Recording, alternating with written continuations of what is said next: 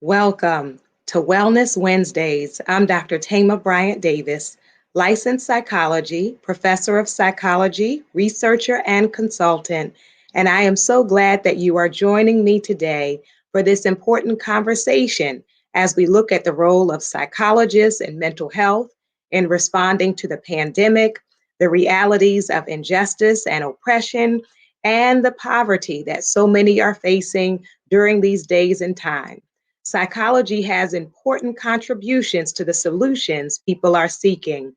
And on today, we have a special guest, and I want to invite you as you're listening to our interview to share any questions or comments you have, whether you're joining us by Facebook or by YouTube. And after the interview, I would love to respond. My guest on today is Dr. Laura Brown, an esteemed psychologist, and I am so glad to say she is an endorser of my campaign for President-elect of the American Psychological Association.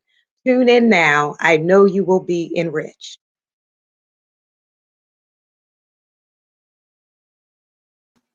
I am so glad that you all are here with us for another Wellness Wednesday as we look at the role of psychology in helping to enhance people's lives.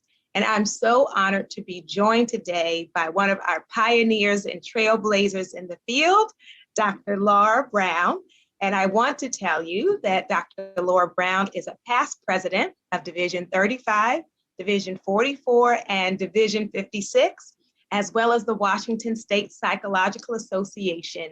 She is a psychologist in an independent practice who is an incredible scholar as well. And I hope that you will read her work as we consider now this platform of thriving in a post-pandemic world.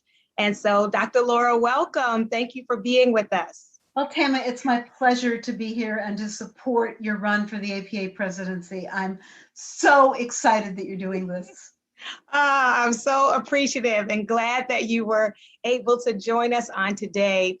And I wanted you to really share why in this time it's particularly important for us to be trauma informed in our work. So do I have 2 weeks? Yes, right. I'm like, Okay, I'm going to be succinct. Okay. I'm going to do what we Jews call the on one foot version, which is here's the basics of it, now go learn. All right. So there has never been a time when psychology should not have been trauma informed. Yes. And there's many reasons for that. One of them is that we as a species were built to respond to trauma. We have a limbic system, we have a polyvagal system, we have a sympathetic nervous system, we have a hypothalamic pituitary adrenal axis. We are built to be able to respond to trauma, to be able to move through it or live with it. And we also have been affected at the level of epigenetics, the ways in which our genes express themselves. And so any of us who are members of groups that have been historically and systemically traumatized, and each of us is. Mm-hmm. For me as a Jew, we've got a couple thousand years worth. For you as a person of African descent, you have half a century's worth. Mm-hmm. The genes as well as the skills of surviving trauma get passed along. And so when people come into the offices of psychotherapists with psychological distress, it's really easy to say, oh, there's a biological predisposition, or this is because of this external factor, or this deficit in coping skills, instead of saying, wait a minute, wait just a minute. Let's look first of all at the bigger context. Mm-hmm. To what degree is this person being traumatized every single day? If we look at Kevin Nadal's lovely book on microaggressions as trauma, yes. Mm-hmm. It says that for most people in marginalized group, every day there is some kind of trauma, big or small. Once, twice, 1,000 times a day. Yeah. That the small T trauma, as we call them, far outweigh the numbers of large T trauma. But then there's also what our friend Maria Root called insidious traumatization back in 1992, which is the ways in which we observe the horrors perpetrated on people who are like us, which then traumatize us as well. And so in this time when more truths are being told about white supremacy, systemic racism, systemic misogyny, the violation of the bodies and minds and spirits of almost everybody who's not at the top of the food chain. Yeah. For a psychologist to say, oh, this isn't about trauma is naive and potentially dangerous because it ignores the social realities that inform people's lived experiences, which in turn transform our biologies. Trauma is not a psychological phenomenon. It is a biological, intrapersonal, and spiritual existential phenomenon. Yeah. It is all of those things. And the person who comes in saying, I have difficulty sleeping, you can do CBT for insomnia. Mm-hmm. But if you don't ask the question, so when did this problem begin? And find out that, well, I saw this thing on TV and it doesn't leave my mind. And when I try to lay down to go to sleep at night, I think about, will the police burst into my house and kill me? Yeah. Oh, you can do all the CBTI you want, but that's a real thing. Right. And then you have to address the real thing. If you have a person who's become afraid to leave their home, you can say this is agoraphobia, we'll do exposure and response prevention. Or you can say, okay, where does this start and what reinforces it? What's amazing is that people assigned female at birth and trans women ever leave our homes at all, you know? Yes. Or when we look at systemic forms of oppression and look at the pathology that is racism, rather than saying, oh, bad racist people, ask ourselves, how is it that ruling class people who defined whiteness when they invaded this continent in the 15 and 1600s and enslaved people of African descent and murdered the indigenous people, how is it that they learned that a way they could stay in power was to say to poor white people, you are worth more if you devalue the lives of people whose skins are a different color than yours? And that the wounds of that kind of racism are being seen in the insurgencies and the craziness of today. Yeah. So if we don't ask those bigger questions about historical trauma, about historical inequity, about the ways in which those manifest themselves in distress, you know, we talk about the opioid epidemic. We don't ask ourselves, what does it mean that it's occurring in communities that were basically owned by corporations and then abandoned by corporations? You know, mining communities and the Rust Belt communities. Yes. I grew up in Cleveland, where you could be a white person with less than a high school education and have a good union job in the steel mills or the auto manufacturing plants. And then that all got shut down. And those people are pushing the wheelchairs at the airport now for Ohio's minimum wage. Yeah. And Ohio senators are voting against raising the minimum wage. So, long story short, why does APA need to pay attention to trauma? Because it is pervasive, because it is continuous, because a failure to ask where is the trauma means that we miss opportunities. We miss opportunities for genuine engagement, for really seeing the whole person in their context. And instead, we act as if the DSM is the Bible. And, you know, I come from a tradition where we question and challenge everything. It's like, this word, do not work on the seventh day of Shabbat. It's like, what did the word work mean? And there's 200 years of discussion about what work means. Wow. To define the 39 things that were meant by that one word. The DSM is not descended from on high. Yeah. It's a sausage. We've seen how it's made, and sometimes a really spoiled, rotten sausage. And a lot of it is not trauma informed. And so for psychology and psychologists to ignore the pervasiveness of trauma, and not just in the lives of marginalized people, but in the lives of human beings and in human history. For us to do that, we do that at our peril. And especially in these times when more truths are being told. Because as we tell more truths, as psychologists, if we ignore those truths and pathologize the ways in which people have attempted to cope with those truths, then we are colluding with systemic oppression. Then we do not become the allies of healing. Then we become the colluders, the collaborators, the traitors, the betrayers. And as you might tell, I feel a little strongly about this. And I'm so glad. Yes. Yes. I love that, being allies of healers, of healing, and not collaborating with the betrayal. And I wonder, I'm so glad that you raised the issue of trauma and oppression. And for those, like our communities who face the ongoing trauma, so we don't get to be post-trauma, right. What do we know about particularly helping those who continue to face it? Well, I think, first of all, saying this is not post-traumatic. Right. Because the model of post-traumatic stress is a bad thing happens and then it's over with and you go back to whatever normal life is.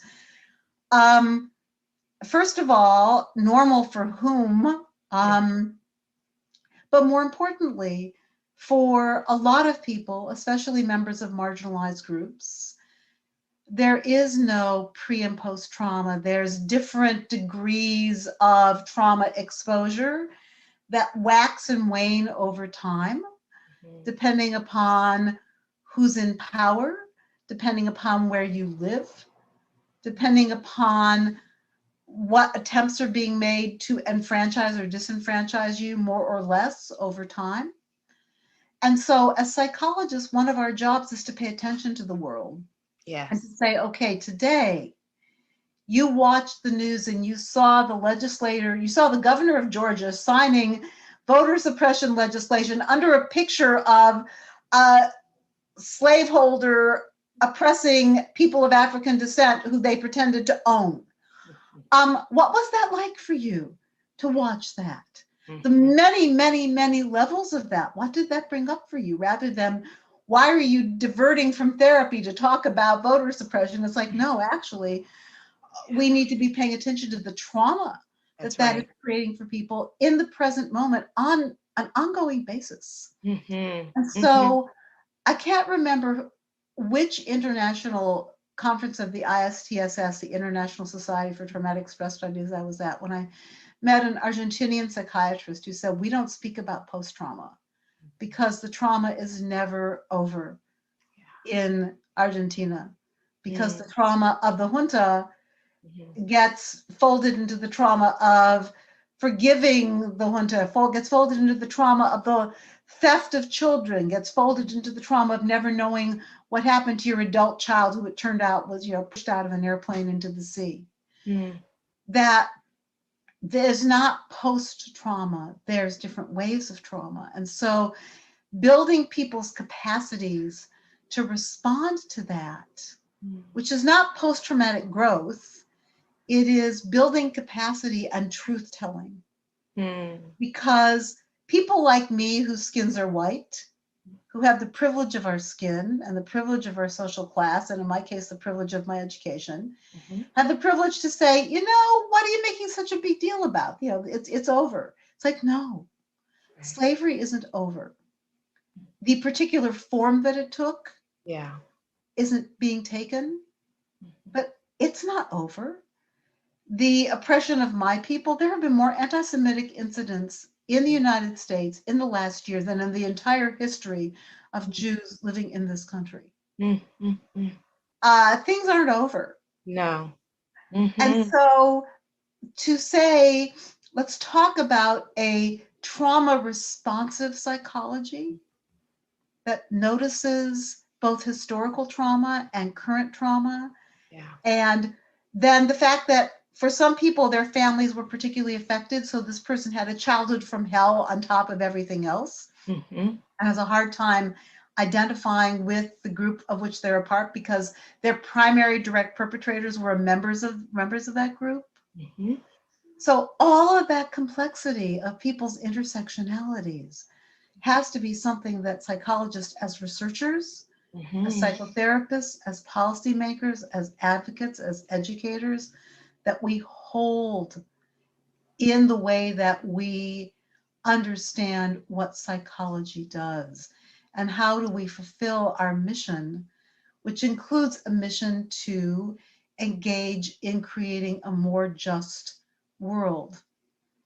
Because where there is no willingness to tell the truth, there cannot be anything that resembles justice.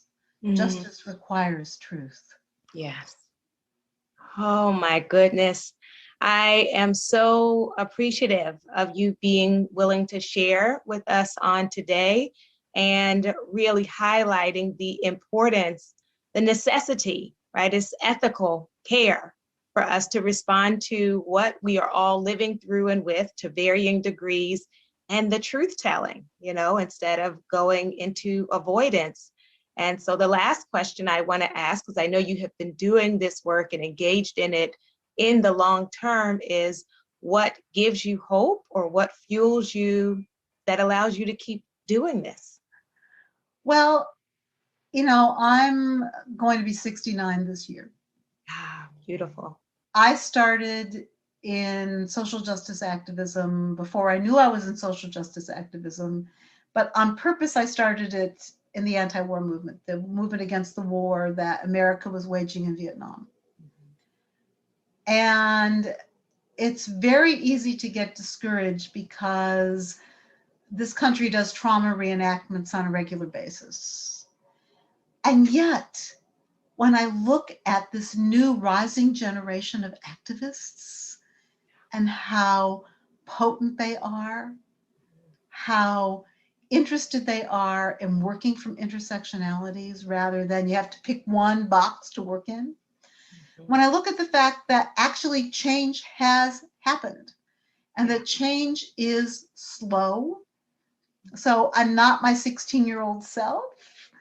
That's like, okay, change has happened right now and we have to be pure. It's like, no, we're not going to be pure, folks. There will not be purity. Yeah. I mean, I'm thrilled that we have our current leadership in the White House. And guess what? They will disappoint someone as radical as me because you don't get elected to be president and vice president if you're as radical as me. Okay. But we have people with vision and with a commitment to doing something that resembles justice. Because each of them has experienced what it means to live with a world that tries to strip justice away from you. And they're willing to tell some hard truths. So that gives me hope. It gives me hope that I can see that not everything is as it was. When I started out as a new baby psychologist, one BIPOC person had been president of APA, Kenneth Clark of blessed memory. It's not the same anymore. There had been, I think, 4 women who were president, 4 people assigned female at birth, no one who was openly LGBTQ. That's different. Yeah. The pathologizing of things that are typical for people assigned female at birth has changed. The pathologizing of those of us who are LGBTQ has changed. The world is not what it was. It is not as it ought to be. It's not the world you want for your children or I want for my nieces and nephew. But it's closer. And I've learned to be patient.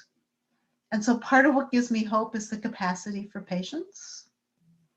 Part of what gives me hope is knowing that you have to take a really long view. As a Jew who knows my own culture's history really well, we first went into captivity in 586 before the Common Era. And we've been in captivity and oppressed and murdered and rounded up and you fill in the blank. And we keep on trying to figure out how to get it right, how to be safe, and that strategy doesn't work. Okay, let's try this one. But I have a very long view of things. I have a 3,000-year view of things. And when you take that kind of view, it's like things get terrible, but then they get better. The joke among our people is, what's the definition of a Jewish holiday? They tried to kill us. They didn't succeed. Okay, now let's eat a really delicious meal. And let us never forget. Yeah. Our central holiday, which is Passover, Yeah. begins with saying, don't forget we were slaves in Egypt, not our forebears, but we were slaves in Egypt. Don't forget that. Mm-hmm. Because if you forget that, you'll be back there again. Mm-hmm. And so that's the other thing that gives me hope is seeing people come back to historical memory and saying, let's tell some truths. Right. Let's tell some truths. Mm.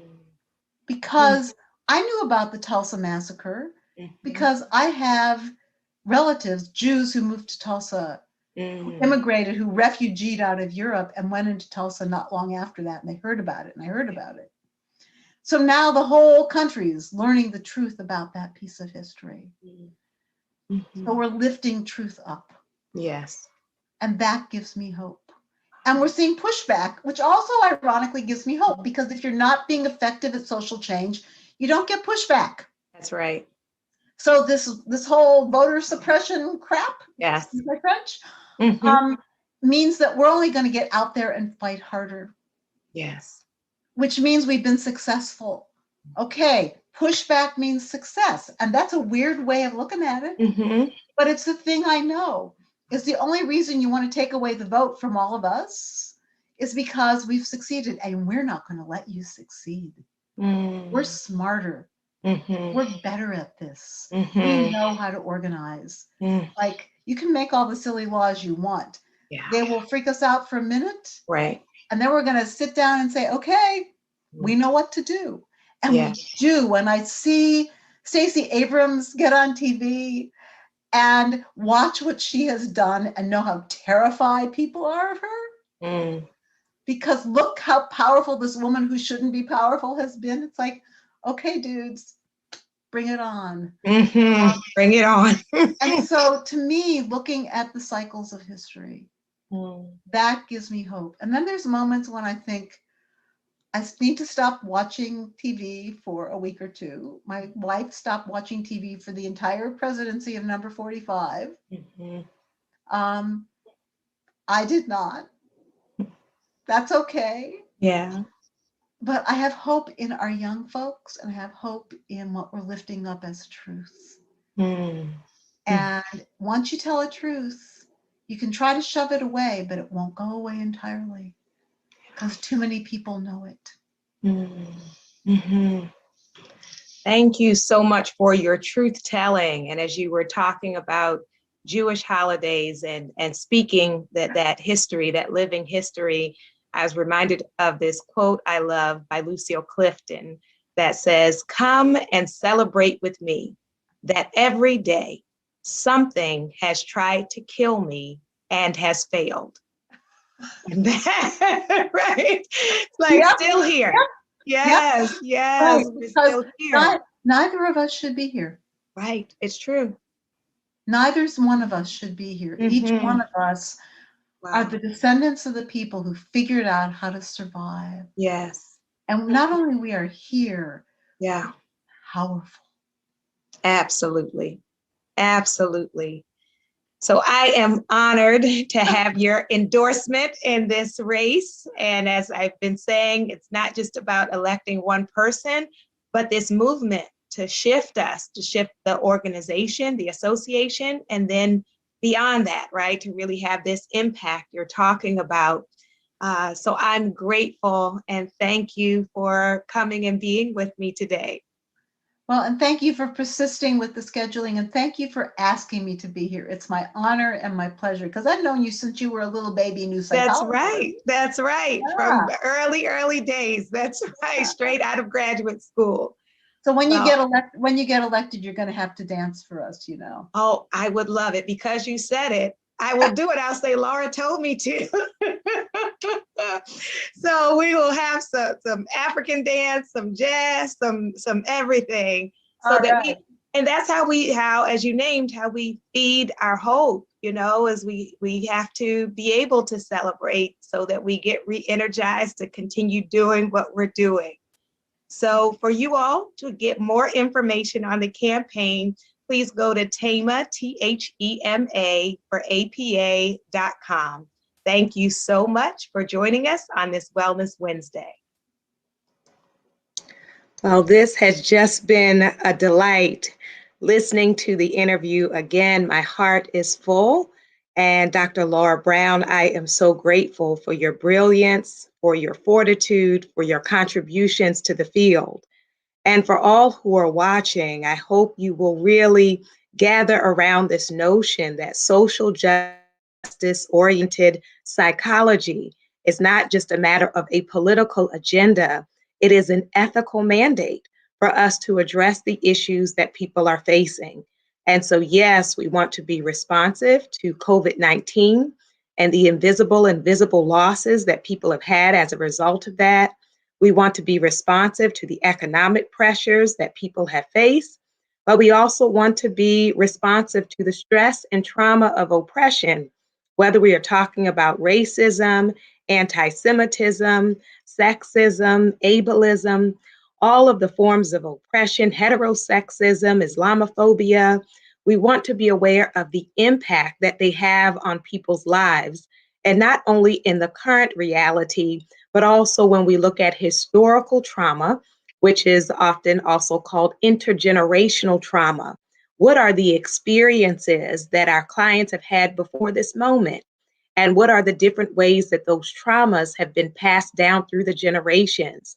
Whether we talk about the colonization of Africa beginning in the 1880s and continuing to manifest as anti Black racism, whether we talk about the oppression and enslavement of Jewish people, all the way to the Holocaust and even to the present, whether we look at the realities of anti Asian hatred, which has really surged in the midst of COVID-19, but predates that. And so we want to be mindful of not only the ancestral wounds, the wounds that people carry from what came before, but also, as Dr. Laura spoke about, we want to be mindful of the ancestral resources. And some have written about that as indigenous psychology, culturally emergent or culturally informed psychology. What are the ways that people have not only coped, but also resisted and healed and been able to flourish and to thrive? And so it is important for mental health professionals, in particular psychologists, to be able to hold the duality, the pain and the possibility, promise and purpose, the struggle and the strain, as well as the strength. That is the reality of seeing people as whole beings and being able to work with them through a process that is not only healing, but empowering.